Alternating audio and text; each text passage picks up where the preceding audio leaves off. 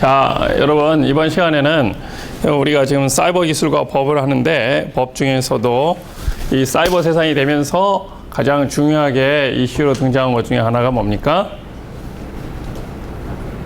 음란. 옛날 같으면 뭐 이런 게 사실 전파성이 없고 장소적 제약을 받고 그렇죠?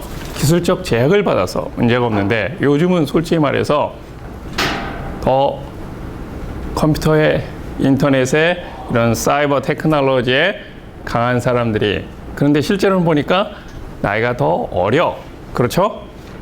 그런 사람들이 더 노출이 되는 어떻게 보면 또 피해자가 많이 그래서 되고 하지만 국가는 사회는 왜 여러분 여기에서 보니까 법학을 한 사람은 없고 다 이런 보통 이제 사이언스 컴퓨터 과학과나 사이버 국방학과 뭐 정보 통계 이런 것 쪽을 주로 하는 사람들인데 왜 국가가 사회가 제도적으로 법적으로 특별하게 보호를 할 것인가 보호를 하는가 잘 생각해 보세요. 기본적으로는 어떤 잘못이 있거나 형사적으로 범죄가 있으면 우리가 범죄라고 정의를 하면 자기 책임이죠. 그렇지? 자기가 잘못해서 하면. 그런데 이런 부분은 왜 좀 다르게 할 것인가? 왜 다르게 하나? 이런 것을 보기 위해서 우리가 음란에 대해서 규제하는 어떤 제도에 대해서 오늘 보도록 하겠습니다. 저는 뭐 여기에 원래는 법학을 합니다. 그래서 고대 법대 나와서 다른 학교에서 법학을 가르치고 있고 지금은 현재 정보보호대학원의 초빙 교수로 있고 그런데 음란 영어로 뭐라고 할까요? 아는 사람? 포르노. 그렇지. 포르노도 음란이야. 또 포르노 누가 대답했지? 좀 전에? 역시 빠르네.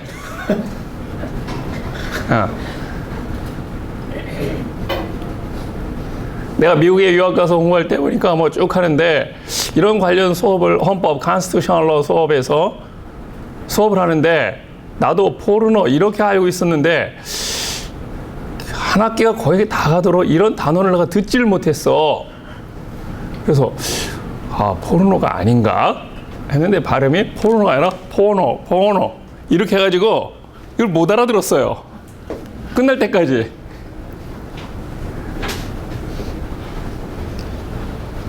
음란 또 뭐라고 할까? 재밌게 하기 위해서 여러분한테 하는 거예요. 이런 말 자체를 아는 거 자체가 음란한 거야? 그래서 하면 안 돼? 여기 내용에는 오늘 내가 그림은 하나도 없어요. 말로 다 설명을 했기 때문에 글로 하나도 음란하지 않아. 음란 제목이기 때문에 내가 영어로 안 썼어요. 대부분 여러분 설명을 하기 위해서 영어로 있는 건 여러분하고 커뮤니케이션을 위해서 다 한글로 썼어요. 우리말로 번역한 우리의 내용으로. 아니 여기 있는 이 똑똑한 학생들이 음란이 영어로 뭔지 이렇게 몰라? Lust? Lust도 약간 그런데 이제 여기 표현에 뒤에 나와. Lust는 하면 뭐 굳이 우리말로 고품격 언어로 얘기하면 뭐 색정적인 이런 게 Lust야. 호색적인, 색정적인 이렇게야 Lust야. 모르면 찾아봐. 포노그래프. 그건 아까 포노하고 좀 비슷하지? 뭐? obscenity. 자, 여러분이 뭐 이 스마트폰이나 아니면 노트북을 꺼내놓고 뭐 다른 걸 하는 건 좋은데 그건 수업에 해당하는 거는 여러분이 찾아보고 하는 거에서는 상관이 없어요. 근데 그거와 상관없이 다른 거 하는 거는 본인한테만 손해가 되면 상관이 없는데 그것이 또 뒷사람이나 옆사람이 보고 나도 저렇게 해도 되는가 보구나. 교수님이 뭐라고 하지 않으시네. 이렇게 하면 여러 사람에게 결국에 또 전파가 되는 거죠. 그렇죠? 수업 분위기가 안 좋고 그렇기 때문에 물론 내가 앞에 있으니까 100%는 알 수 없지만 여러분 눈빛 보면 대충 알 수가 있어요. 그러니까 여러분이 이런 머티리얼을 찾아보고 하는 거는 저는 권장하고 그러기 때문에 모를 땐 찾아봐요. 그렇죠? 내가 100번 얘기해 주는 것보다 여러분이 한 번 찾아보는 게 여러분 기억에 더 남습니다. obscenity라고 그래요. obscenity. 그래서 obscene material, 뭐 음란물 뭐 이렇게 삽니다. 우리가 음란이라고 하는 것을 이쪽으로 하나? 이거 파워포인트니까 이게 아니지?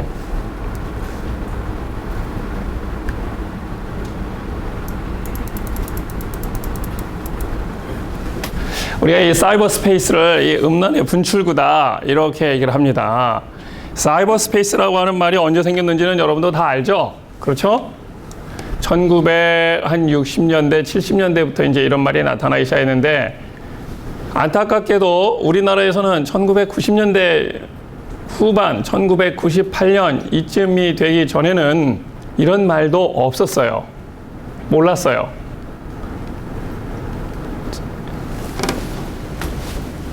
초창기도 아니야. 90년대 중반까지는 이메일이라고 했을 때 여러분이 지금도 법을 찾아보세요. 여러분은 쉽게 이메일 얘기하죠? 그렇죠? 근데 우리 법 어디에도 이메일이라는 표현이 없어요. 그러면 여러분을 실제 규제하고 앞으로 여러분이 어떤 비즈니스를 하건 뭐 이렇게 해서 또 아니면 발전해 가면서 중요한 이 우리나라의 현실을 규제하는 이런 제도들 찾아볼 때 이메일은 뭐라고 그래야 돼? 세종대, 뭐? 뭐가 있어? 전자우편. 촌스럽죠? 그렇죠? 세종대왕은 좋아할지 모르겠지만 이 세계적인 흐름에는 맞지 않는 거 아닌가? 그렇죠? 그런데 현재 우리가 법을 만드는 원칙은 우리말로 할 수 있는 부분은 외국어가 아닌 외국어, 외래어를 구분해서 외국어가 아니고 그런 경우는 전부 다 우리말화해서 표현을 하고 있습니다. 그래서 이메일이라고 그래요. 사이버 스페이스, 뭐 이메일, IT 이런 거, 뭐 국가에서 이런 언론 보도 자료나 이런 거에서 PT라든지 이런 걸로 해서 할 때는 그런 표현들을 쓰고 어떤 규제 이런 걸 발표하고 하지만 이런 것이 제도화될 때는 다 국회에서 법을 통과해서 다 만들어지고 이렇게 하는 거죠. 그렇죠? 그러니까 이런 곳에서는 명칭이 굉장히 길어지죠. 법, 여러분이 알고 있는 요즘 뭐 일명 무슨 법 이렇게 해서 하지만 우리나라에서 그건 법 이름이 아니지. 요즘 하고 있는 이 일명 말하자면 뭐야, 뭐 김영란법, 이됐건 유병헌법이 됐건 이런 것은 그런 걸로 해서 이름을 쳐봐. 그래가지고 그런 법이 있나? 아니죠. 그렇죠? 법의 이름은 굉장히 길게 그 내용을 요약해서 법의 이름으로 우리는 하고 있죠. 그렇죠? 그 실제 그 밑에 1조, 2조, 3조에서 그 내용들을 훑어볼 때도 보면 여러분 구체적으로 알려고 하면 딱 봤을 때 이거 뭐야, 언론에서 이렇게 요약해주고 어디 보도자료에 나올 때는 이런 내용이던데 읽어보니까 이런 내용이 아닌 것 같네. 길죠? 일단 길어. 길면 이해하는데 머리가 아파. 가다가 한 3단어 지나가면. 그렇지? 두 번째, 말을 긍정으로 해서 끊어서 하지 않고 조건으로 붙여서 계속 이렇게 하고 있어. 그래서 뒤에 가서 단 뭐 어쩌고저쩌고 이렇게 해놨어. 그러면 이건 된다는 거야? 안 된다는 거야? 어렵게 해놨죠? 그렇지? 그들만의 언어로 하고 있죠?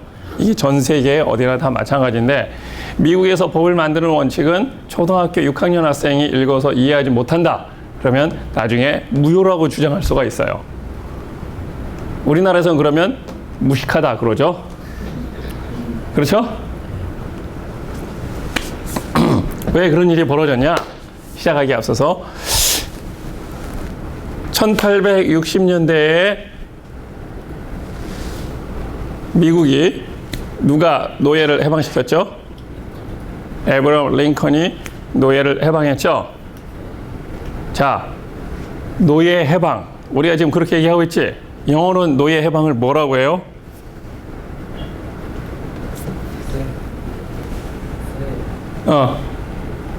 슬레이브는 노예고, 그렇지. 뭐? 프리.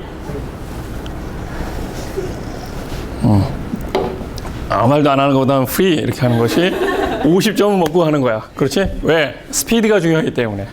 완벽한 걸 하려고 하다가 시간 지나죠? 뭐라 그래? Emancipation of Slavery, 그렇지? 여러분이 배운 세계사 여러분 배웠나요? 다 다르니까 뭐 학교에 따라서 배울 수도 있고 자기가 또 요즘 선택하는 거에 따라 배울 수도 있고 안 배울 수도 있고 아마 그렇게 할 텐데 다양하니까 이제 우리나라도 이제 그렇게 다양해진 거지. 옛날에는 하나만 다 배우고 했는데 요즘 많으니까 그렇죠? 여러분이 배운 세계사, 서양에 대한 역사, 세계에 대한 역사 이런 부분들에 나오는 용어 대부분은 100년 전에는 있었을까? 딱 100년 전에 이제 만들어지기 시작했지. 그럼 그 이전에 1870년대 이전에는 뭘 배웠을까? 그런 내용들을 우리 배우지 않았죠? 그렇죠? 그러니까 예를 들면 여러분의 한 5대조 할아버지와 여러분이 지금에서 대화를 한다고 하면 전혀 언어가 통하지 않겠죠. 쓰고 있는 단어가 다 다르기 때문에. 그러면 여러분이 배운 내가 알고 있는 지금 이러한 모든 지식들은 1870년대 이후에 그럼 1870년대 이후에 우리나라에 금방 다 알려졌느냐? 우리나라에 다 알려져서 한 거는 1960년대 이후고 일본을 통해서 일본이 서양의 문물을 다 한자화로 해서 자기네들이 받아들였지. 그걸 소개한 걸 우리한테 다 우리가 일본의 식민지를 하면서 우리한테 다 똑같이 해서 보급이 된 거죠. 그렇죠? 여러분 놀라지 마세요. 단재 신채호나 뭐 이승만 대통령이나 이런 사람이 1899년 이 당시에 서재필 이런 사람들이 독립협회 하고 할 때 우리나라에 이미 그 당시에 나폴레옹의 전기나 아니면 알렉산더 대왕의 전기 이런 것들을 읽고 나도 이런 위대한 사람이 돼야지 하고 그 사람들이 그랬어요. 깜짝 놀랄 일이죠. 그렇죠? 아니 그 사람들이 그 당시에 그런 걸 어떻게 읽었지? 우리나라에 그런 게 있었나? 1870년대 이전에는 우리나라에 그런 게 하나도 없었어. 우린 그리스, 로마 뭐 이런 시대가 있었는지 아무것도 몰랐어. 서구화되면서 서양의 역사를 문물을 받아들이면서 이렇게 한 거야. 그래서 보니까 우리 주위에 있는 거에서 여러분이 보세요. 19세기적 문물과 20세기적인 문물이 있는데 19세기적인 문물 여러분이 알고 있는 우리가 보통 이제 알고 있는 기차 어디에서 발명이 됐다고 봐요? 여기서 발명이라는 것은 실용화를 얘기하는 거예요. 그렇지? 현미경, 망원경,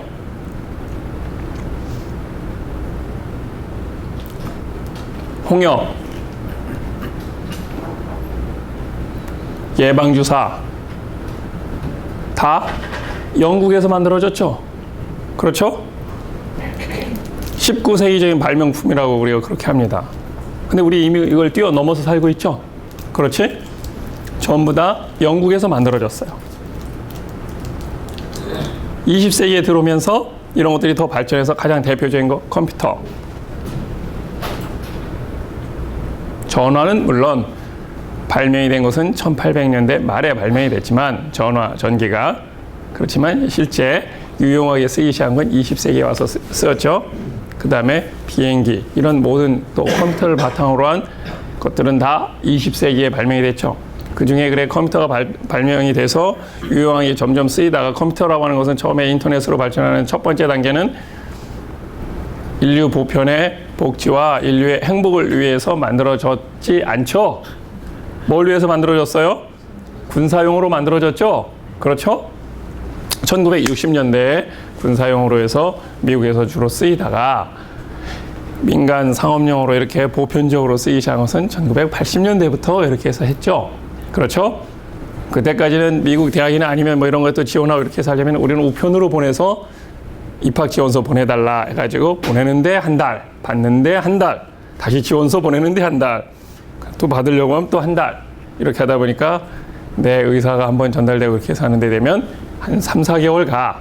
그렇지? 그 당시에 이미 미국 아이들끼리는 지들끼리는 할 때는 다 이제 이메일로 해가지고 이메일로 했어.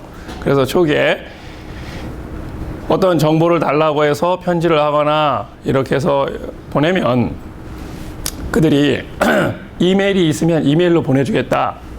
처음에 이걸 모르는 우리나라의 고위 관료들이나 이런 대학에 있는 사람들도 이메일로 보낸다고 해서 이게 뭐야? 옛날에 우리 여러분 혹시 뭐 본 기록 영화나 아니면 이런 드라마에서도 나온 거에서 혹시 아는지 모르겠지만 텔렉스처럼 뭐 오면은 옆에서 대신 이렇게 다다다닥 쳐져가지고 종이가 프린트돼서 나오는 건가? 그렇죠? 우편하면 뭐가 이렇게 와가지고 빨리 해가지고 꽂아주는 건가? 이러한 혼동이 있었지. 왜? 그런 세상에서 안 살았으니까. 그렇죠? 지금도 나이가 많은 노인 계층에서는 이메일 어떻게 하는지 모르죠. 계정. 뭐 계정 만드시면 돼요. 그래? 그럼 어디 가서 만들어? 제일 어떻게 먼저 생각하냐면 은행에 가야 되는 줄 알고 있죠. 계정 하니까. 그렇죠? 어카운트를 만들어야 된다. 이렇게 해서 하면. 그리고 이 안에서 이런 게 다 된다라고 하는 거는 이해하기 어려웠죠. 그 사람들 어렵죠. 그러니까 이 당시 사람들은 세상을 순박하게 산 거죠. 지금이 더 순박한 세상인가? 한 100년 전, 200년 전이 더 순박한 세상인가? 장담하기 어렵죠? 지금이 더 순박한 세상이라고. 그렇지? 요즘은 조사하면 다 나와. 옛날에는 조사해도 안 나와. 그렇죠? 여러분이 지금 우리 언론에서 발표하거나 이런 거 할 때 보면은 지금 범죄가 여러분이 느낄 때 봐요. 범죄가 더 많아졌어요? 적어졌어요? 인식과 실제가 이렇게 차이가 나는 거예요. 우리는 지금 너무나 많은 정보를 쉽게 받아들이고 정보가 많이 생산되니까 범죄가 더 많아졌다고 생각을 하잖아요. 왜? 뉴스만 틀면 아니면 하루 종일 그런 내용들이 나오니까. 그렇죠? 그런데 실제로는 보면 1960년대, 70년대보다 지금 범죄율이 절반도 안 돼요. 굉장히 많이 줄었어요. 그건 뭐냐면 우리나라가 굉장히 안전한 사회가 됐다는 얘기예요. 그 당시에는 알 수 있는 게 뉴스 시간도 10분에서 30분 아주 짧고 신문도 뭐 7페이지, 8페이지 이렇게밖에 안 나오고 여기에 실릴 수 있는 건 극히 제한적이죠. 그렇죠? 알리고 싶어도 알릴 방법도 없어. 그런 세상을 우리가 살았죠. 그런데 지금은 그렇지 않잖아요. 여러분이 하면서도 여러분 뭐 리얼타임으로 다른 걸 다 쳐다보고 이렇게 모든 걸 알 수 있어. 클래스룸에서 일어나는 일, 우리나라에서 일어나는 일, 세계에서 일어나는 일. 그래서 다른 나라 얘기도 막 하면서 하잖아. 그렇죠?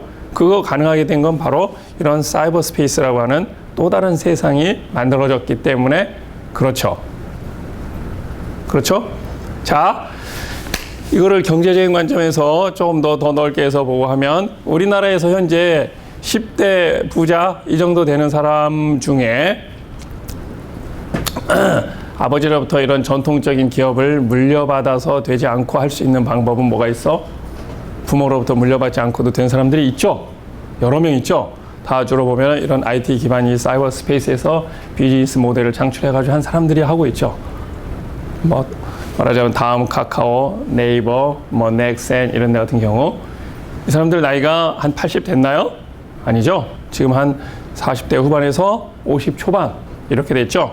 이 사람들 한 15년 전, 20년 전에 할 때 뭐 대학 졸업하고 삼성 SD, 뭐 삼성전자나 삼성 뭐 SDS나 보통 뭐 이런 데 많이 들어간 것 같던데 처음에 들어가서 사원하고 이렇게 하다가 몇 년 하다가 그런데 컴퓨터로 뭐 조립하고 뭐 이런 프로그램 짜고 하는 거 이런 거에 굉장히 흥미를 느끼고 해서 앞으로의 세상에는 이런 것들이 많이 지배하겠구나 이렇게 생각을 해서 외국을 보니까 그때도 스티브 잡스나 빌 게이츠는 1980년대 초반에 나와서 이미 그런 걸 하기 시작한 거야.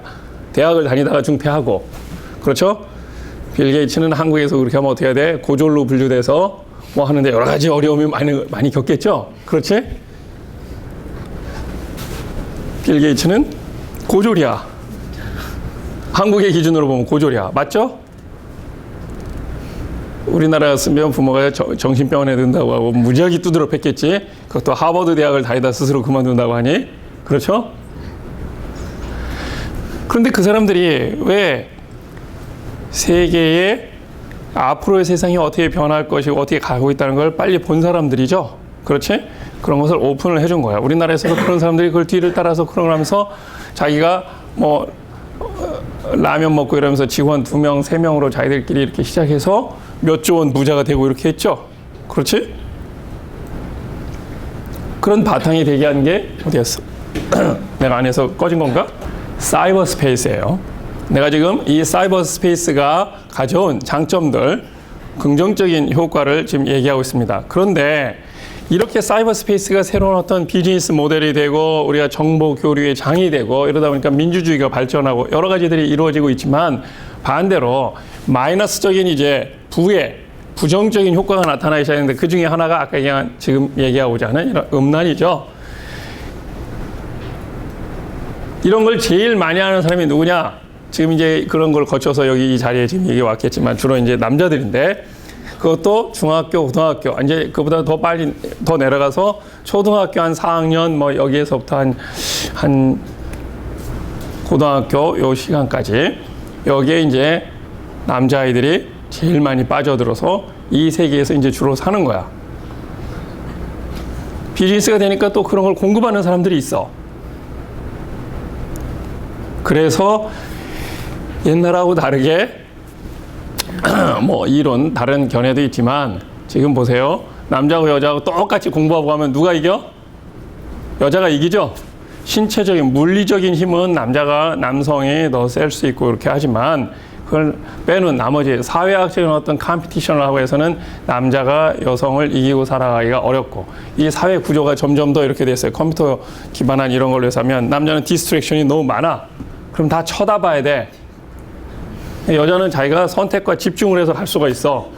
남자는 선택과 집중이 안 돼. 그렇게 하는데 앞에다 그런 장애물을 놔두면 장애물을 한번 갔다 가야 돼. 이렇게 하니까 맨날 늦어지지, 힘들어지고. 그래서 앞으로 그런 게 점점 더 그런 어떤 차이가 나는데 그런 원인 중에 하나가 바로 이런 부분입니다. 자, 그런 것 중에 하나가 이제 지식재산권 이런 문제가 있고 민주주의도 과도하게 다른 사람의 명예를 훼손하거나 그렇죠? 그다음에 타인의 권리를 침해하거나 이런 것들이 굉장히 쉬워졌죠. 여러분 뭐 옛날 얘기가 됐지만 과거에는 자기의 의사표시를 이렇게 하기 위해서 정치적 의사표시나 이런 것도 하기 위해서 대학에 우리 고려대학교는 그런 게 굉장히 많았지. 대자보 붙여놓고 어디에 익명으로 뭐 이렇게 써 붙여놓고 그렇게 하고 했었어. 그렇죠? 근데 지금은 그런 거 다 필요 없죠. 아이 뭐 이렇게 여러분이 채팅을 하건 웹에서 그런 걸 할 수 있는 공간이 굉장히 많은데 밤새서 열심히 쓰고 그럴 필요가 없지. 그러면 학교 당국이 다 찍고 그랬어. 그 다음날 아침 일찍 붙여놓은 거. 그러니까 몇 개씩 썼어야 돼. 그래 그런 걸 못하게 하기 위해서 인쇄소도 급습을 해가지고 인쇄 못하게 하고 이렇게 했었죠. 그런 게 몇백 년 전 일이 아니죠. 불과 몇십 년 전까지 그런 세상이었어요. 그래서 그런 때는 이런 부작용이 나타나기도 어려웠죠. 시간과 노력과 비용이 들어가니까. 근데 이제는 사이버 스페이스에서는 시간과 노력과 비용이 안 들어가. 요거만 빨리빨리 잘하면 돼. 그렇죠? 이래서 사이버 스페이스라고 하는 세상이 만들어졌는데 사실 사이버 스페이스에서 여러 가지 부작용을 지금 얘기했지만 이 사이버 세상이 되다 보니까 그 중에 뭐 음란만 꼭 그런 건 아니지만 우리가 오늘은 이 obscenity라고 하는 것을 더 중심으로 해서 보고 봅시다. 사실 현실 세계에서도 이 음란에 대한 그 적법성 여부를 두고서 논란이 많이 일어나고 있죠. 그런데 이제 사이버 스페이스가 되어 있기 때문에 이러한 논란이 더욱 가열되는데 그게 바로 뭐냐면 가장 큰 이유. 매일 뉴스를 보면 아니면 여러분이 딱 들어가서 보고 하는 거에 있어서 뭘 가지고 해? 자, 나는 뭐 다른 걸 하기 위해서도 다 이렇게 해서 이게 신문을 하나씩 들고 다니면서 맨날 집에서 온 신문이고 뭐 해서 신문을 봐. 신문 보는 사람. 내가 요새 이제 묻는 이런 신문 보는 사람 하면 종이 신문을 얘기하는 거야. 종이 신문 보는 사람은 구석기 시대 사람이지. 그렇죠? 여러분 신문 집에서 전혀 안 보지? 지나가면서도 신문 돈 주고 사는 사람 없죠? 왜 신문을 돈 주고 사? 그렇지? 바보야? 커피는 돈 주고 사서 마시지만 신문은 돈 주고 사서 보지 않죠? 영국의 유명한 처칠인가? 그리고 영국의 유명한 철학가 러셀 이런 사람들이 얘기했어요.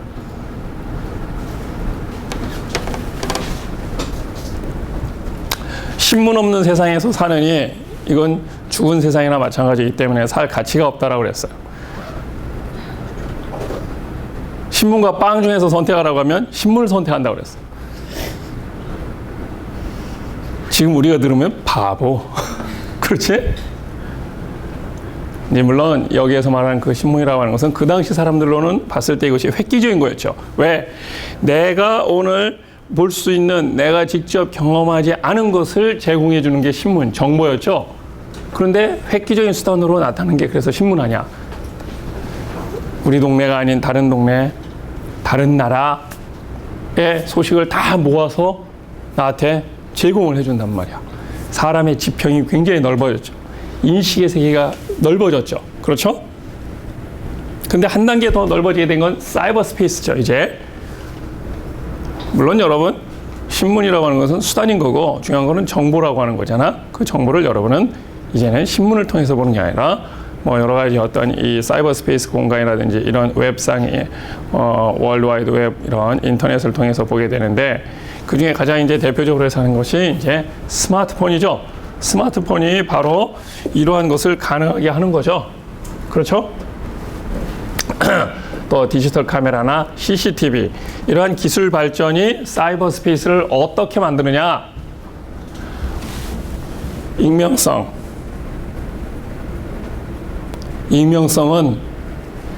원래 다 중요한 말들은 딱 해서 보면 한자로 써놓고 그렇게 하잖아. 익명성을 한자로 써놓으면 여러분이 읽지를 못해. 그렇지?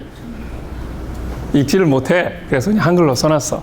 근데 영어로 멋있게 써줄까 하다가 그러면 여러분들이 또 영어도 또 찾아보는 어려움이 있는데 여러분들한테 찾게끔 하기 위해서 합니다. 익명성은 영어로 뭐라고 그래?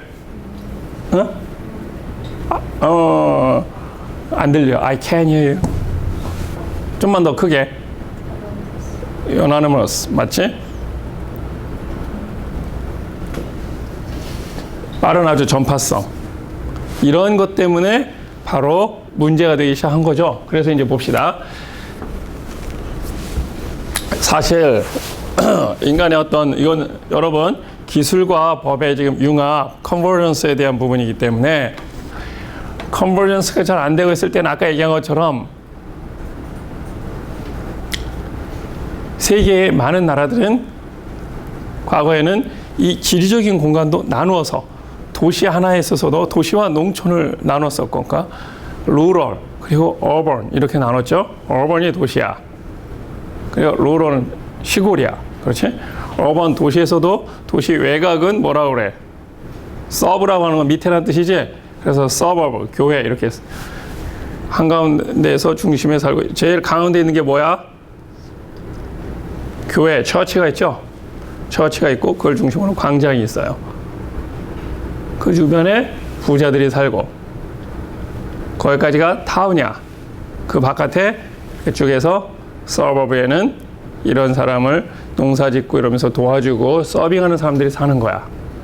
그 바깥에 루럴에 이제 소장 뭐 이렇게 하고는 농부나 이런 사람들이 사는 거야. 지금 내가 얘기하는 것은 이제 서구의 기준이었지만 지금 우리도 그런 식으로 바뀌었지. 근데 우리는 옛날에 그렇게 하면 어떻게 했어? 제일 한가운데 도시 한가운데 조선시대 때까지 우리나라의 어떤 도시 구조, 종교적 지도, 종교의 어떤 가장 구심점이었다는 불교는 센터로부터 멀리 속세를 떠나서 산속에 가 있어야 되는 거였죠. 우리는 그런 시대였잖아요. 그렇죠? 그런데 서구는 다 교회는 제일 한가운데, 마을 한가운데, 도시 제일 한가운데, 성당 교회가 제일 한가운데 거기 있었죠. 그리고 그곳이 바로 행정, 정치 역할도 다 했죠. 태어나면 기록이 다 어디에 있어? 성당, 교회에 있죠. 세례 거기서 받고 결혼도 거기서 받고 나중에 죽으면 그런 기록도 다 그렇게 있죠. 그래서 히틀러가 2차 대전 중에 그 이전부터 해서 유태인을 얼마나 죽였습니까? 한 600만 명 죽였다고 그렇게 알고 있죠? 아니, 얼굴에 써 있나요? 유태인이라고? 어떻게 찾아냈을까요? 기록도 없는데. 그렇지? 히틀러가 유태인을 찾아낸 방법도 다 유럽에 있는 전 성당 교회를 다 뒤졌어요. 그래서 보면 교회에 이 사람이 태어났는데 언제 우리 조상은 2000년 전에 어디에서 스페인으로 이렇게 건너왔고 박해를 피해서 그래서 뭐 이렇게 왔다 이렇게 하고 해서 그 밑에 누구의 아들 이렇게 해서 기록들이 다 있단 말이야. 그래서 언제 태어났고, 그래서 그 다음에 여기서는 또 사는 게 불편해서 다른 데로 또 이사 가고, 이러한 것들을 다 모아서 저 사람은 유태인의 피구나 이렇게 해가지고 그걸 다 잡아들이고 해서 죽인 거야. 그래서 죽은 사람의 70~80%는 자기가 유태인인지도 모르고 죽었어. 자, 엄격하게 좀 더 객관적으로 얘기하면 나를 포함해서 다 똑같이. 지금 우리는 그런 신분제 사회가 아니죠. 그렇지? 그래도 여러분 다 하면 우리 다 약간의 위선적인 이런 것들을 가지고 우리 사회가 되고 있는데, 다 양반이래. 그렇죠? 다 왕의 후손이래. 1810년까지 우리나라에서 공식적으로 양반이 10%도 안 됐어. 그러면 90% 이쪽에 있는 사람들은 다 죽었어? 그 10%가 다 밑에 자손나 남기고 해서 다 된 거야? 전주희 씨가 왕족이라고 그랬어. 조선시대가 전주희 씨라고 그래. 전주희 씨가 실제로 그 당시에 왕족은 몇 명이나 될까? 몇 명 없어요. 그렇지? 근데 지금은 몇백만, 몇십만, 몇백만이야. 다 왕족 맞아? 일본 사람들, 서양 사람들은 일본 사람들은 자기 조상이 하천가에서 나왔으면 가와, 하천자 써서 돌 캐는 직업을 했거나 돌산 옆에 있었으면 석산 있는 야마, 산자 들어가는 거, 산. 그런 거를 있는 그대로 얘기해. 자연스럽게. 서양 사람들도 그러죠? 했던 직업을 이제 물려받아서 이렇게 내려온 이런 걸로 해서 스미스, 메이슨, 이런 거에서 다 그렇게 얘기해요. 우리는 다 왕족이었대. 다 나라를 세웠대. 인지의 차이가 있는 거죠. 그렇지? 근데 이제 세월이 지났기 때문에 우리가 이제 이런 얘기를 보편적으로 할 수 있지. 그건 뭐냐면 그 이전에 우리는 그런 부분 때문에 억압을 받고 차별을 받았다고 느끼기 때문에 이제 그런 걸 강조를 많이 한 거죠. 근데 서양은 이미 그걸 먼저 깨트렸기 때문에 그런 얘기를 하지 않는 거야. 그냥 웃으면서 얘기하는 거야. 호주 사람들, 실제로 지금 오스트레일리아, 호주 사람들의 실제 조상은 대부분 보면 범죄자 자손이죠.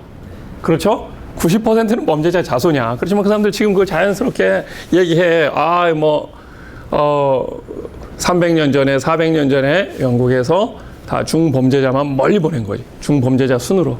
거기에 비하면 뉴질랜드가 오스트레일리아보다는 좀 더 나아. 호주가 더 악질 범죄자를 더 보냈어. 한 번 가면 못 돌아와. 그 안에 들어가서 그냥 죽어.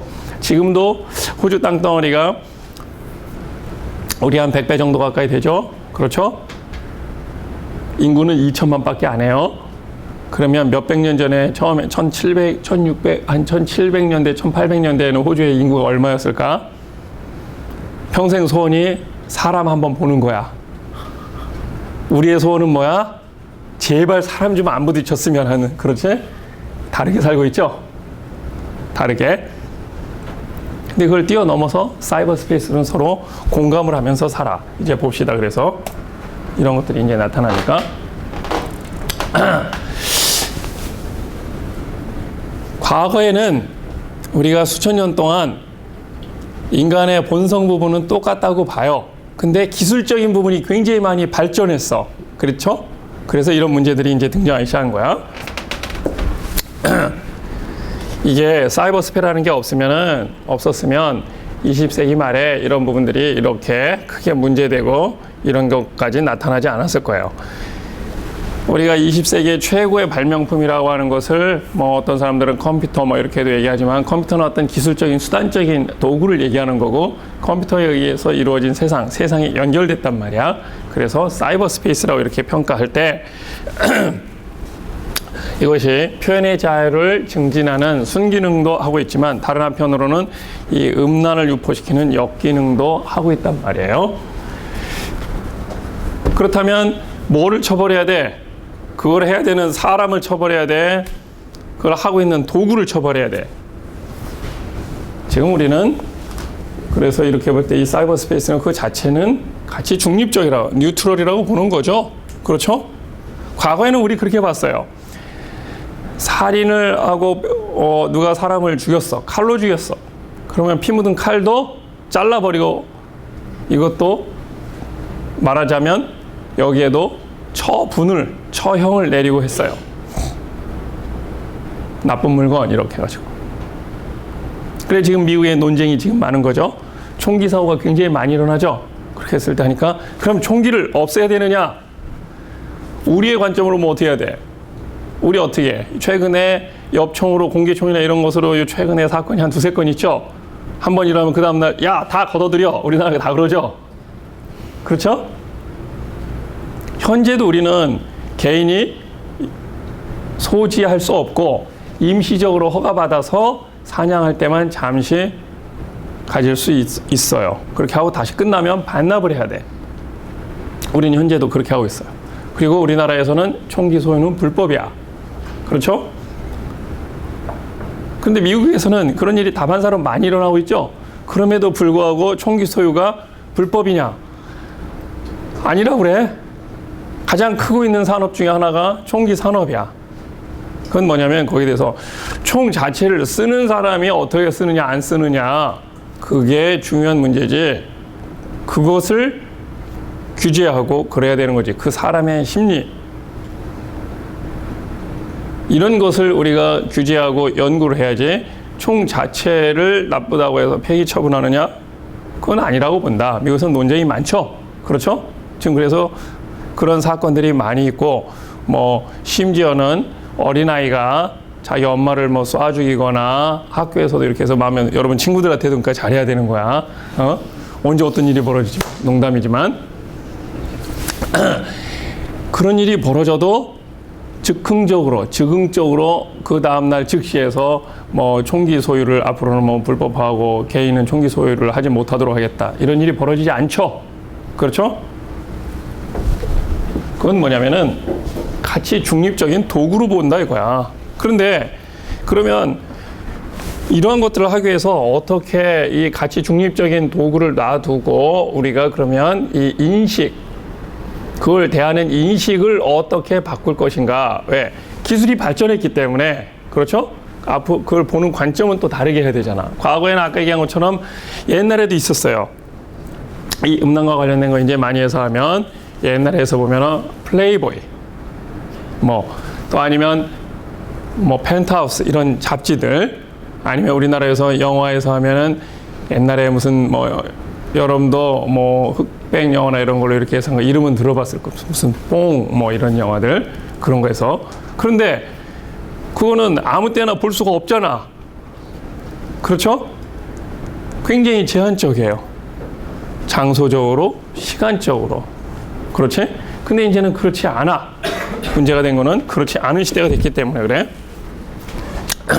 자, 과거에 오락수단으로서 성 그 자체가 어떤 역할을 했는지 이제 이런 것은 이제 잘 알 거예요. 그런데 사이버 스페이스에서 어떤 성과 음란이라고 하는 것은 대면성, 즉시성, 쌍방향성, 익명성 등의 이런 특징을 가지고 있습니다. 비대면성이 이렇게 띄어서 써야 되는데 이렇게 하다 보니까 그랬네. 우리가 얼굴을 모든 걸 보고 모든 걸 할 수 있는 이런 사회에서는 그렇게 된다고 하면 사람은 다른 사람으로부터 평가를 받기 때문에, 사람이 동물과 다른 점 중에 하나가 뭐냐면은 인정투쟁을 하는 존재예요. 남한테 어떻게 내가 인정을 받느냐. 그렇죠? 그게 중요한 거야. 그런데 이 사이버 스페이스에서는 자기 얼굴이 누구인지, 그 사람의 아이디가 뭔지 정확하게 알 수가 없어. 그러면 사람이 자유로운 상상을 할 수가 있지. 그렇지? 미국에서 이런 일이 있었습니다. 1세기 전에는 사회의 가장 해악적인 존재는 남자로서 뚱뚱하고 힘이 세고 말도 거칠게 하고 이런 사람, 맨날 폭력을 저지르고 누굴 때리고, 학창시절에는 친구를 때리고 여자도 때리고 이렇게 하던 사람이 어떻게 해서 결혼하고 뭐 이렇게 해서 오면은 부인 때리고 애도 때리고 맨날 남의 거 훔치고 가서 뺏고, 이런 사람이 사회의 해악적인 존재였어. 우리가 표본을 그렇게 봤습니다. 그런데 지금은 그렇지 않아요. 지금은 오클라호마주의 저 총구석에 혼자 어디 버려진 농가에 엄마하고 혼자 살거나 아니면 할머니하고 혼자 사는 이 아이가 체격도 왜소하고 남하고 말도 잘 안 해. 남한테 피해 준 거 하나도 없어. 그런데 이런 아이가 사회의 제일 해악적인 요소, 해악적인 존재로 돼. 왜? 찾아보니 얘는 맨날 집에 가서 컴퓨터 앞에 앉아가지고 컴퓨터 세상에서 다른 사람을 훔쳐보면서 이 사회의 신뢰 시스템으로 만들어놓은 이런 곳에 해킹하고 이런 게 맨날 자기의 취미야. 자기하고 놀아주는 사람이 하나도 없기 때문에. 그래 찾아보니까 백악관도 해킹하고 안에 찾아보니까 오클라호마 저 총구석에 초등학교 5학년짜리야. 그럼 불쌍하다고 그냥 놔줘? 그렇지 않겠죠? 그렇죠? 그런 사람이 이 사회 신뢰 시스템을 더 망치는 거잖아요. 과거하고는 다른 패러다임이다 이거야. 그렇게 되는 원인 중에 하나 바로 비대면성이야. 그리고 즉시성. 자, 여러분이 알고 있는 박장현, 이승재, 뭐해? 자, 여러분이 명단이 있으면 내가 여러분을 탁탁 꽈하고 명단까지 하면 얼굴 100%는 한 번 보고 다 기억 못하지만 대충 여러분 좀 전에 부른 거에 의해서 대충의 감각으로 80%는 여러분 이런 거 내가 며칠에서 보고 있어. 잘 집중을 해. 1945년 8월 15일 날 우리가 해방이 됐다고 하죠. 그렇죠? 근데 실제로 자, 여러분이 이제 법을 배우고 또 이런 것도 잘 알면 이런 지금 뭐 논란이 있는데 정확한 건 정확하게 알아야 돼요. 광복절 이렇게 얘기하고 있죠. 해방이 됐다고. 우리가 1945년 8월 15일 날 해방이 됐나요? 광복이 됐나요? 대한민국 정부는 언제 수립됐어요? 1948년 8월 15일. 1945년 8월 15일은 정오에 일본이 패망을 했죠. 일본이 연합국에 unconditional surrender, 무조건 항복을 한 거야. 근데 우리는 그걸 해방됐다, 광복됐다 하는데 그거와 동시에 미군이 우리나라에 미 군정을, military government를 실시했죠. 그렇지? 여기에 어떤 통치 주체가 일본에서 미국으로 바뀐 거죠. 그래서 3년 동안 우리는 미 군정을 했죠. 그렇게 하고 1948년 8월 15일에 이제 합법적인 절차를 거쳐서 대한민국이 다시 독립을 하고 정부를 세운 거예요. 우리는 여러분이 국사나 뭐 이런 모든 부분에 있어서 그런 부분들을 다 빼고 얘기하지. 그렇지? 잘 안 가르쳐 주지. 왜? 자랑스럽지 않다 생각하니까 우리가. 그렇지만 자랑스럽지 않다고 해서 없었던 거야? 아니잖아. 다 세계가 그렇게 알고 있는데 우리만 그렇지 않다라고 하고 있잖아. 그렇지? 광복이 된 거 아니잖아. 광복이 안 됐지. 일본이 패망했지. 그리고 그날 바로 45년 8월 15일 날 일본이 항복했다고 하는데 방송을 했지만 한국에서 우리나라에 그 당시 이제 조선이라고 했지만 우리나라에서는 그 방송을 들은 사람이 별로 없기 때문에 몰랐어. 그 다음날 대부분 알았어. 그리고 한참 뒤에까지 일본군이 그대로 진주해서 미군이 9월 초순에 왔는데 그때까지 일본군이 여기에서 해방이 되고도 치안을 유지하고 사람도 죽이고 그랬어요. 그리고 시골에서는 또 몰랐어. 그런 일이 비일비재하죠. 그렇지? 6.25 때도 그런 일이 많이 일어났죠. 정부는 이승만 대통령은 대전까지 피난 가 있는데 그때까지 그냥 서울에 있는 많은 서울 시민들은 그 이상에 있었던 사람들은 인민군이 쳐들어와 하는데 이미 벌써 내려갔죠. 그렇죠? 몰랐어. 그런데 사이버 스페이스는 그렇지 않죠.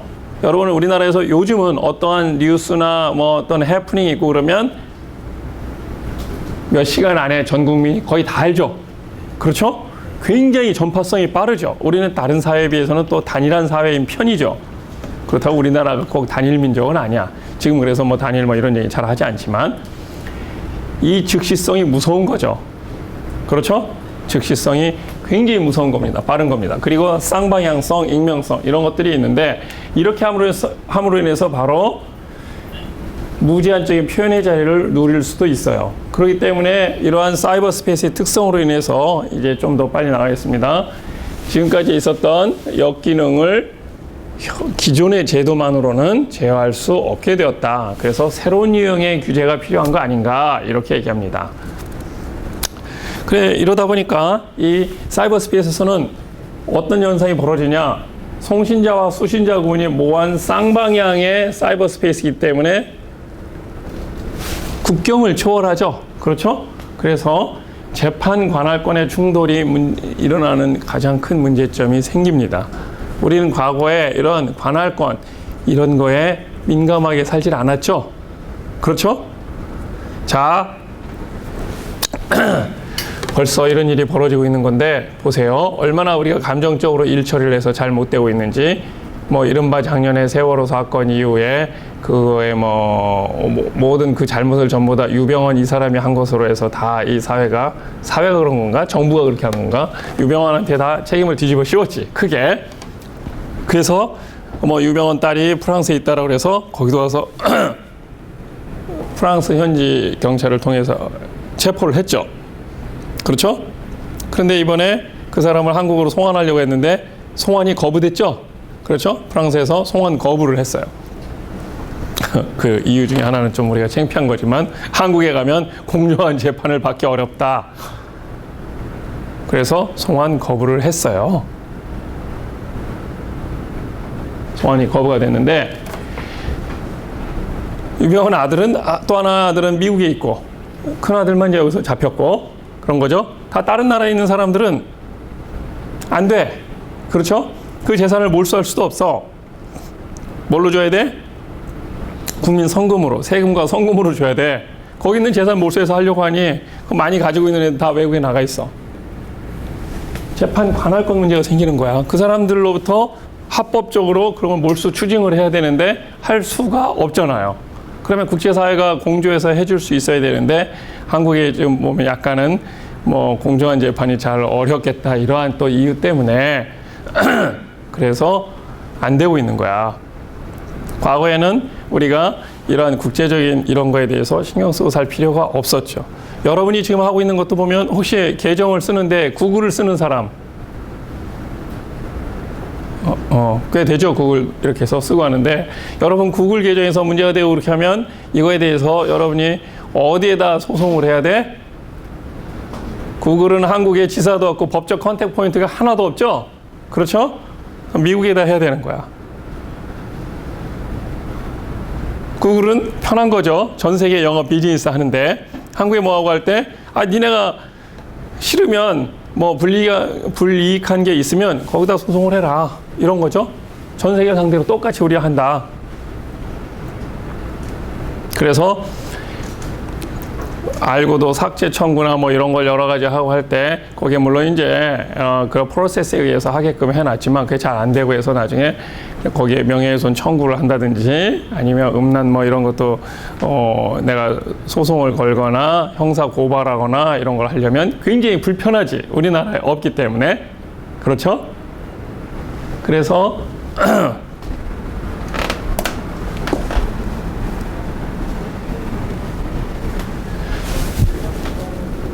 많은 문제들이 발생하는데 이런 것들을 우리가 이제 재판 관할권이라고 합니다. 과거에 단일한 사회에서 대부분의 사람이 도메스틱으로만 살 때는 이런 문제들이 크게 일어나지 않았죠. 그렇죠? 지금도 많은 경우에 어떤 음란물의 유통 출처를 다 조사해서 보면은 우리나라가 아니야. 그렇죠? 계정이나 URL이나 이런 걸 다른 데 걸 쓰고 있어. 근데 거기서는 합법으로 된 경우가 있고 또 다르게 해서 해놓은 경우가 있으면 더 이상 추적도 불가능하거나 아니면 사법적으로 그걸 어떻게 할 수 있는 방법이 없는 경우가 많아요. 그러면 그런 경우를 해결하기 위해서 중국처럼 무조건 다 차단? 그렇게 해야 돼? 어려운 문제죠? 그렇지? 그래서 음란에 관한 위법성의 판단을 할 때 우리는 이것이 이제는 시간과 공간의 요인으로 인해서 달라질 수 있다. 그리고 이러한 것이 체계되지 않은 상태에서는 매체의 특성이나 어떤 수용자의 논리가 간과되기 쉽다고 봅니다. 현실적으로 위법하다.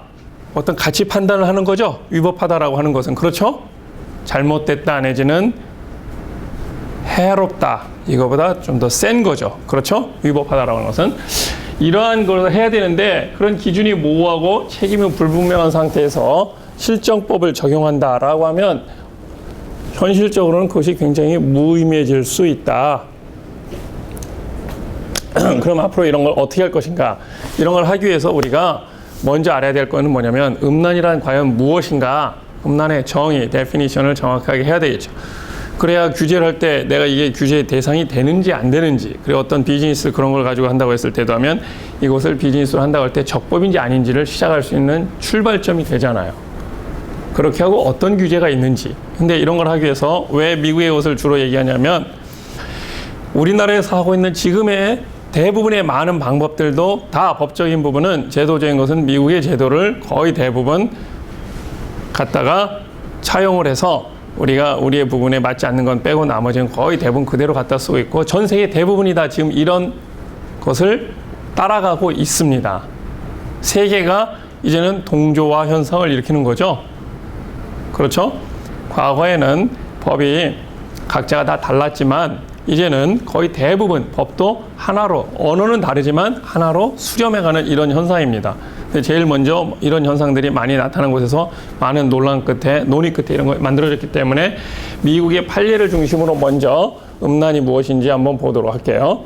근데 지금까지는 사실 명확하게 음란이 obscenity가 뭐다 이렇게 얘기하기가 어려운 상태인데 왜냐하면 그 아주 주관적인 그런 그 대상이기 때문에 그렇죠. 그러나 이거를 정의하지 않고는 위법인지 아닌지 합법인지 적법이 또 불법인지 출발점이 없잖아요. 그러면 그 다음에 커다란 혼란이 생기기 때문에 일단 음란을 객관적으로 정의를 하고 그거에 대해서 규제를 하고 어디까지를 허용할 것인가 이런 걸 따집니다. 음란의 객관적인 정의를 보면 사실 우리가 이런 얘기를 많이 해요. 표현의 자유와 음란은 동전의 양면과 같다 이렇게 얘기들 많이 해요.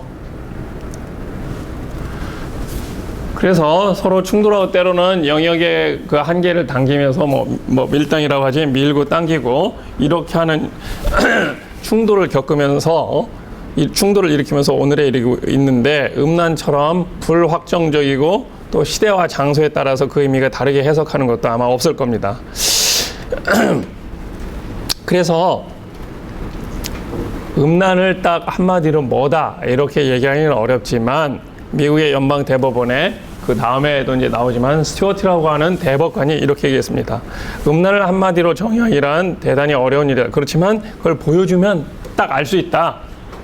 그 뒤에서 이제 영어 표현이 나옵니다. I know it when I see it. 난 보면 알 수 있다. 보는 순간 이것이 음란인지 아닌지 알 수 있다. 그만큼 음란에 대해서 정의를 내리기가 어렵다. 이렇게 얘기를 했습니다. 왜 그러면 음란에 대한 어떤 정의 이런 것을 시작하고 하느냐? 여러분한테 구체적으로 어떤 법 조항을 먼저 이렇게 해서 하고 하면 머리가 아플 거야. 근데 여러분이 그러나 앞으로 여러분이 어떤 무엇을 하든지 간에 법을 모르면 모르는 거에 대한 책임은 누구한테 있어? 본인한테 있죠? 그렇지? 그러면 찾아봐서 여러분이 이해할 수 있어야 돼. 그 내용을 찾아보면 제일 먼저 모든 법은 대부분 어떻게 구성되어 있어요? 제1조에 보면 제일 앞에 이 법을 만든 목적 해놨죠? 두 번째 정의. 그렇게 해서 여기서 규제하고자 하는 이런 것들에 대해서 하나하나 구체적으로 다 그 정의를 내려놓고 있죠. 그래야 그 정의에 해당돼야 이게 어떤 산업을 진흥하는 거나 이렇게 한다고 하면 그 조건에 맞아야 우대가 되고 진흥이 될 수 있는 거고 규제가 돼서 제한을 하는 것도 하면 그에 해당되는 것만이 규제의 대상이 되는 거지. 그렇지? 그런 구조로 되어 있잖아. 물론 여러분이 쉽게 언론이나 미디어에서 이렇게 되어 있는 것은 그런 것을 요약해서 쉽게 풀어서 이렇게 상징적으로 얘기를 해서 그렇지 여러분이 구체적으로 딱 해서 보려면 그런 거에 맞는 것을 보고 여러분이 알 수 있어야 되지.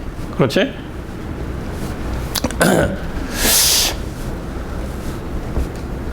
우리나라에서는 뭐라고 하고 있느냐?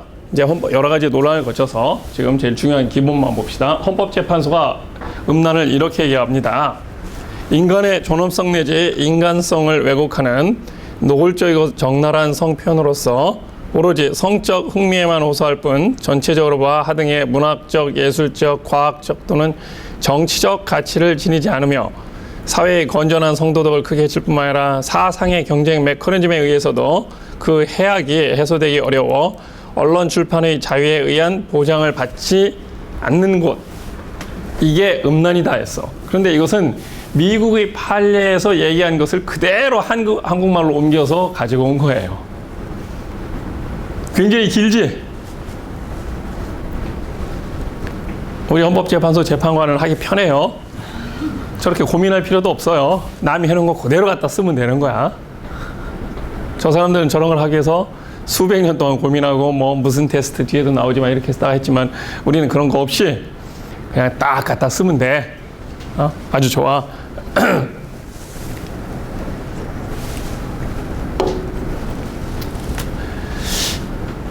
자, 우리가 이 앞에서 우리 헌법재판소가 유권적으로, 객관적으로 이제 정의를 내려놓은 부분을 얘기했는데, 보통 우리가 음란이라고 하는 것을 하면서 음란은 여러분이 딱 들었을 때도 보면 obscenity는 야, 이거는 부정적인 가치를 가지고 있는 거 아닌가? 그렇지? 즉, 이건 보호되지 않는 영역 아닌가? 이렇게 지금 생각을 하고 있죠. 그렇죠? 그러면 보호되지 않는 표현으로서의 음란이라고 하는 것은 뭘 얘기하는 건가?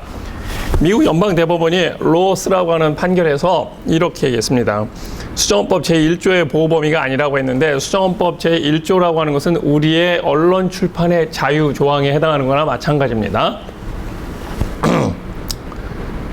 존 스튜어트 밀이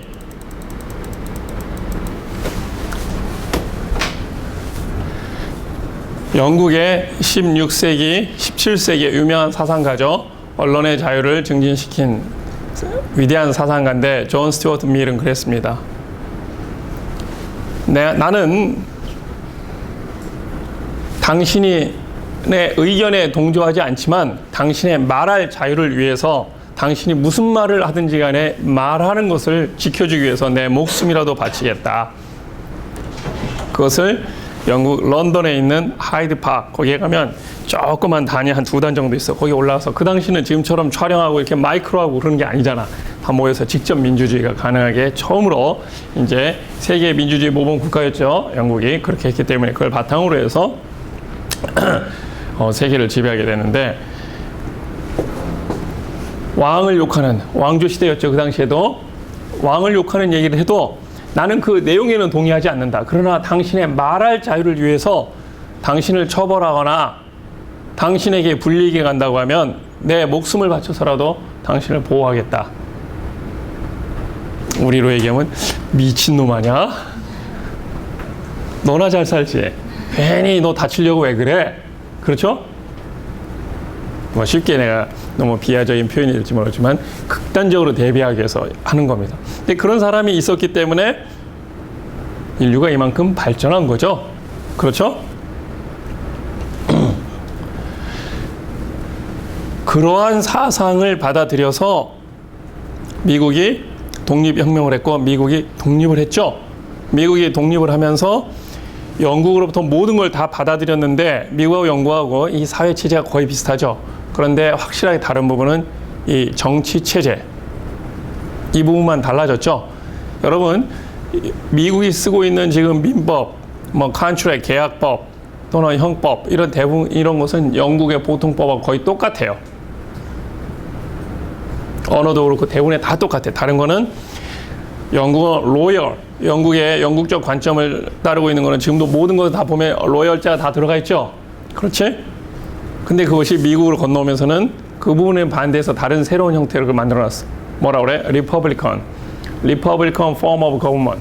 공화주의라고 하는 걸 만들어낸 거죠. 그래서 president, 대통령이라는 제도를 만든 거야. president라고 하는 단어는 동사가 뭐야? preside죠. preside는 뭐야? 무엇을 주재하다, 회의를 주재하다 이런 거죠. 지배한다 이런 뜻이 아니지. 그렇지? 그런데 이제 이것을 동양에서 번역을 할 때 중국은 이걸 총통이라고 번역을 했지.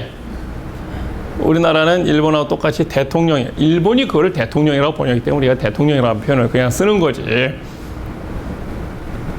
사회자.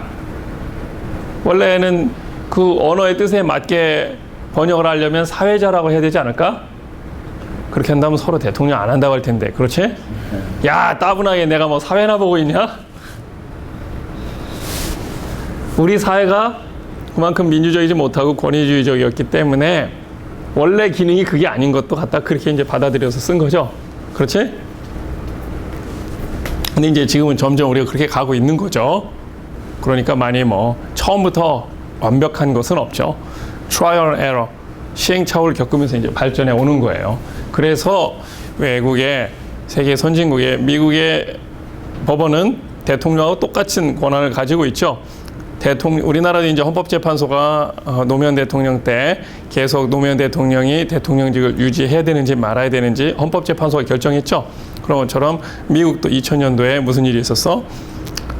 그 당시에 부시하고 알 고어하고 대통령 선거에서 누가 당선됐느냐, 그 적법성 여부를 두고 누가 더 표를 많이 획득했느냐 할 때 결정도 연방 대법원에서 했죠. 그렇지? 그리고 대통령 취임 선서도 누구 앞에서 해? 대법원장 앞에서 하죠. 그렇죠? 탄핵 결정도 최종적으로는 대법원에서 하고, 미국에서는 탄핵돼서 나간 대통령도 있어요. 지금 여러분이 보면 미국 대통령이 굉장히 강력하고 힘센 존재고 하지만 제도적으로는 별로 힘이 없어. 왜? 대부분의 형사사건, 살인사건에 사형수를 집행할 권한도 누구한테 있느냐? 거버너, 주지사한테 있어. 대통령한테는 권한이 없어. 대통령은 외교, 안보, 통일에 대한 것만 있지 주 내의 일반적인 것들은 교육, 복지, 치안 이런 거에 대한 것은 주지사한테 권한이 있단 말이에요. 그래서 미국에서 보면 대통령 된 사람들이 그 이전에 보통 뭘 했느냐 보면 대부분 주지사를 했죠. 레이건도 캘리포니아 주지사 했었죠. 카터도 조지아 주지사 했었죠. 그렇죠? 지금 부시도 텍사스 주지사 했었죠. 이런 식으로. 클린턴은 좀만 아칸소 주지사하고 그렇게 했었죠. 그렇죠?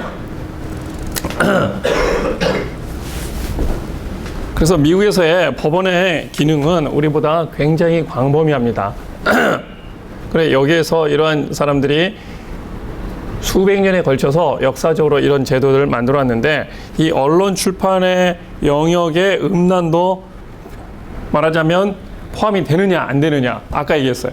내용적으로 가치가 있는 얘기만이 꼭 중요하고 보호할 가치가 있느냐. 존 스튜어트 밀은 그렇지 않다라고 봤죠. 지금 민주주의는 그런 거죠. 내용적으로 보니 틀렸다 해도 그 사람이 말할 자유를 위해서, 내지는 그 사람이 즐길 자유를 위해서 보호를 해야 되느냐 말아야 되느냐, 이런 관점에서 음란까지 들어가느냐 마느냐, 이제 이런 문제가 있는 거예요.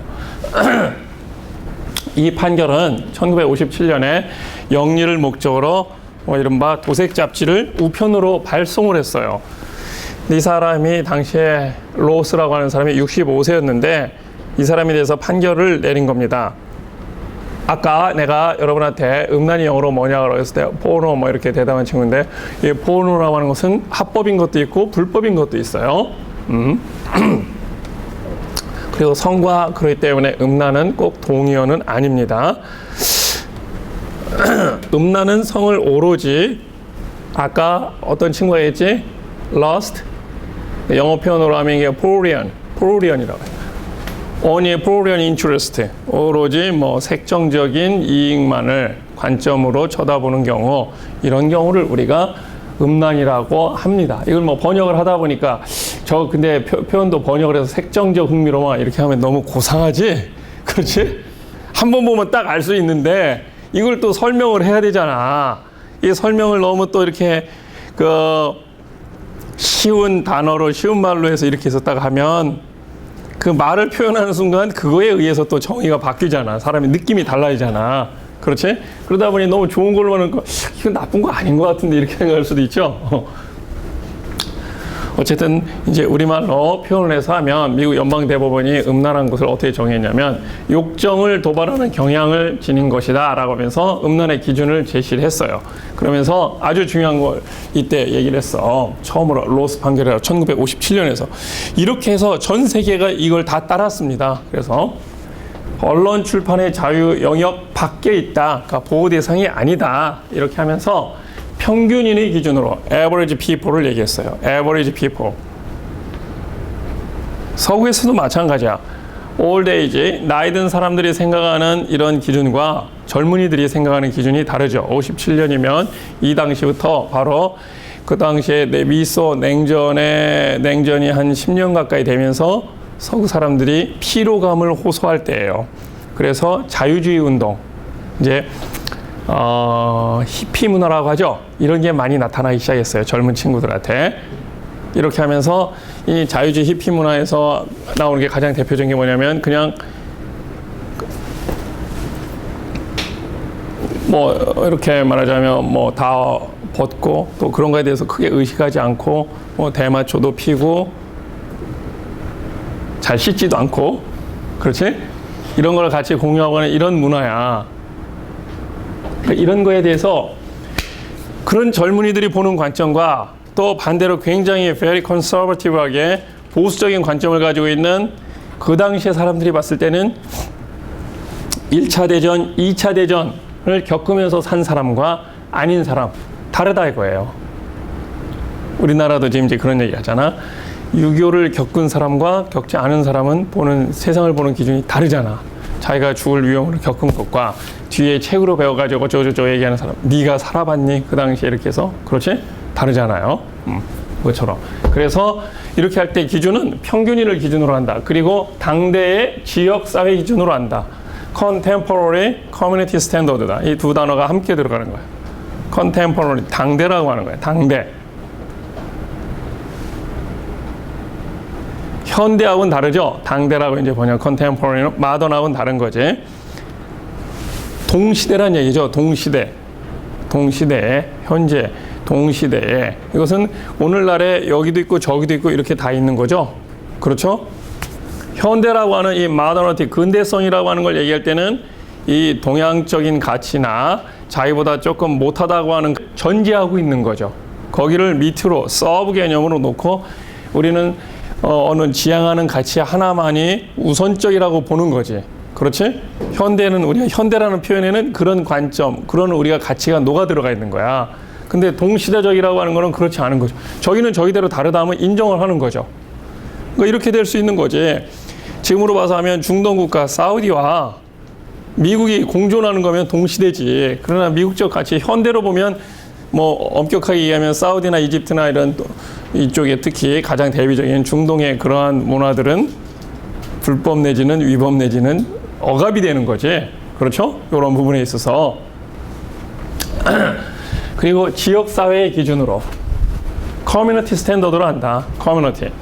내가 아까 처음에 도시를 얘기했습니다. 이렇게 하면서 지금 우리도 이제는 도시 계획에 의해서 이런 걸 하는데 이제는 그러니까 새롭게 만들고 하면서 뭐 신도시를 만들거나 도시를 만들고 할 때 보면은 여기에는 녹지 지역, 여기는 주거 지역, 여기는 상업 지역, 여기는 산업단지 지역 나눠서 하죠.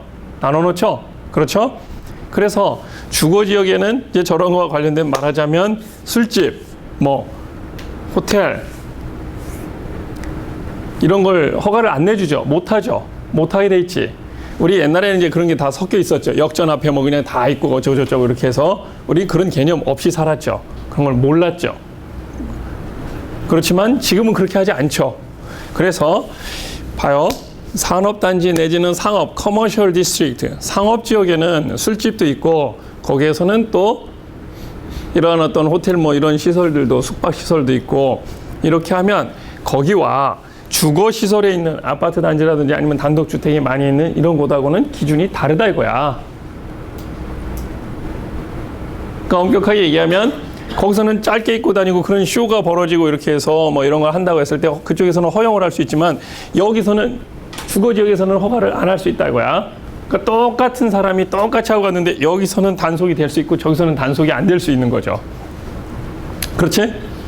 그러니까 우리가 그런 부분을 더 크게 얘기해서 보면은 여러분들이 이제 TV도 많이 보고 하지만 프랑스 니스에서 옆으로 한 스페인 쪽으로 밑으로 해서 꼬따디지르 한 30분 가면 깐느 있고 그래. 그쪽에 있는 해변들 대부분은 다 무슨 해변이라고 그래? 누드 비치라고 그래요. 그렇게. 그러니까 그 에어리에서는 거기는 그런 디스트릭 존을 그렇게 만들어 놨기 때문에 다 상관이 없어. 누드로 하고 있어도. 근데 그 사람이 똑같이 하고 다른 지역의 학교나 이런 지역에 가서 그렇게 누드를 하고 있으면 거기서는 처벌이 될 수 있죠. 단속의 대상이 되지. 그렇지? 거기서는 단속이 안 될 수 있는 거야. 그러니까 지역사회 기준으로 하는 거야. 같이 프랑스 안에서도 이 사람들이 다 다르지. 지역사회 기준으로 한다. 야. 미국도 마찬가지예요. 미국도 동부 쪽에도 그렇고 서부 쪽에 누드 비치가 있어요. 그런데 가면 거기서는 상관이 없어. 또 아까 얘기한 커머셜, 뭐 라스베가스라든지 이런 데 같은 데서는 그런 것들이 굉장히 좀 더 자연스러운 거야. 거기는 그렇게 했어. 그러나 레지덴셜 에어리어로 이렇게 다 돼 있는 그런 곳은 아이들도 이렇게 같이 있고 아이들을 데리고 산책하고 또 이렇게 할 수 있는 이런 곳으로 되어 있는 곳은 그렇게 못해. 그 똑같이 하고 있어도 내가 저기 가서는 허용이 될 수 있고 여기서는 허용이 안 될 수 있는 거야. 이게 여러분이 아마 주로 사이언스를 공부하는 사람들은 아니 왜 기준이 정확하지 않습니까? 뭐하고 하는데 그게 세상이죠. 그렇죠? 그게 자연과학과 사회과학의 가장 큰 차이점이죠. 그렇지? 그 자연과학을 하는 이제 여러분들은 앞으로도 계속해서 더 발전해서 그런 걸 하는 친구들이 많을 텐데 논문 쓰고 그래서 SCI 논문이나 이런 것도 해서 1년에 뭐 수십 개씩 쓰는 교수님들도 있고 그렇게 하죠. 그렇지? 근데 그런 쪽은 객관적인 데이터를 가지고 쓰고 이렇게 하면 실험을 해서 뭐 금방 나오고 하니까 쉬워. 그런데 사회과학에서 사람의 심리나 법이나 제도 이런 걸 가지고 할 때는 사람마다 가치가 틀려. 생각하는 게. 그리고 그런 부분에 있어서는 이제 미국을 중심으로 한 서구 주류 사회에서 바라보는 관점과 우리나라는 어떻게 보면 뭐 변두리인 셈이죠. 그렇죠? 우린 지금 배워가기도 바쁘잖아. 지금 아직까지도. 이런 관점에 있는 거 봤을 때는 그 사람들이 잘 인정을 하질 않아. 그러면 그런 글을 써도 관심이 없고 읽히지도 않고 똑같이 평가를 하지 않아. 왜? 로컬로 보기 때문에. 그 너네들이나 관심 있는 거지. 우리는 그런 관심 없다. 그렇지? 그렇게 되는 거야. 밑줄을 친 이유는 가장 중요하기 때문에 이렇게 한 겁니다. 자, 이제 그 다음에도 해야 되는데, 자, 10분 쉬었다 할게요.